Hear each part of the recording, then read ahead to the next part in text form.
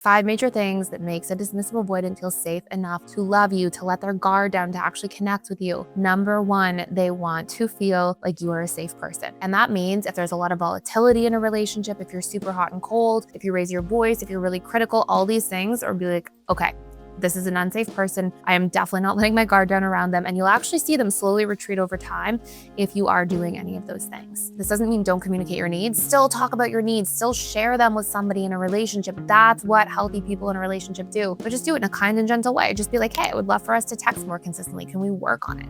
Instead of saying, you never text me. What's wrong with you? This is never going to work. There's a big difference there. Number 2, if they feel like somebody actually takes the time to get to know them in their uniqueness. So a lot of times dismissive avoidants are very private, but they will let down their guard if they feel like somebody is making an effort and if they're genuinely interested. Now, keep in mind, dismissive avoidants carry a lot of deeply internalized shame. So that means they want to see that somebody's truly there and truly interested for long enough where they start to feel like, oh, maybe I am, interesting enough or enough in general for this person that I can start lowering my guard. And truly, I think one of the biggest misunderstandings about dismissive avoidance is they constantly feel not good enough. They constantly feel like something's deeply wrong with them or they're fundamentally flawed or broken. And so they ice out people in advance so they don't have to let people in and then get hurt or disappointed. And they're really scared to be seen. So this is number 3. If somebody sees them and accepts them for who they are, this goes a really long way. And this is often in those kind of like little flaws that they think of themselves as having, although they shame themselves as really big flaws.